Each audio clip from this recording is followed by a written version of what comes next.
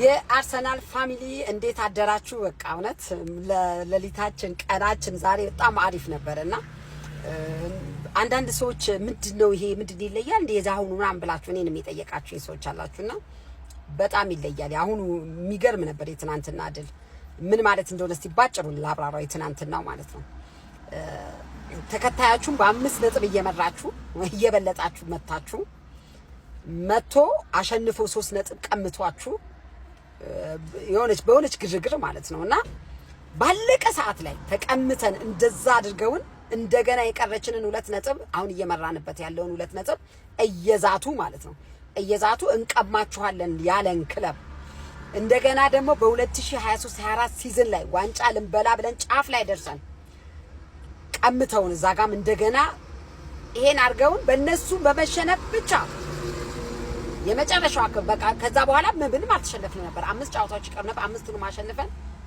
ይሄን ያደረገን ክለብ ዛሬም እንደገና አሁን የዘንድሮውንም ዋንጫ እንዳይበሉ አደርጋለሁ ያለን ብሎ ያሰበን ክለብ አምጥቶ እንደ ሜዳ ላይ ማዋረድ ትንሽ እንደማረግ 3 ነጥብ እንደመቀማት በእውነት ይሄ እንደዚህ አይነት ድል የለም መቼም ማለት ነው። የሆነ ጠላት በቃ አትችሉም ይሄ ነገር አረግባችኋለሁ የሆነ ነገር ብሏችሁ ችላችሁ ማሳየት ማለት ነው። ችሎ እኮ አይደለም የስንት ዓመት ታሪኩን ያበላሸ ነው። በአንድ ጎል አይደለም በ2 ጎል ምናምን እነሱ እኮ በአንድ ጎል በልጠው አሸንፈውን ስንት ሲሉ የነበሩት 11 ምናምን ጨዋታ አሸንፈው መጥቶ አዋረድ ነው ኤምሬት ላይ። እንዲህ ነው መበቀል። በነገራችን ላይ በህይወታችንም በነገሮቻችንም በብዙ ነገር እንደዚህ አይነት በቀል ይሆነልን። እውነት አትችሉም የተባላችሁበት ነገር ላይ ማሳየት ነው። ጠላትን አሳምነ በቃ ማሳመን። እኔ በጣም ነው ደስ ያለኝ። የማጋሌሽ ስሜት ለኔ በጣም ነው የሚጋባውና እልሁ በጣም ነው የሚጋባው። በጣም ነው ደስ ያለኝ።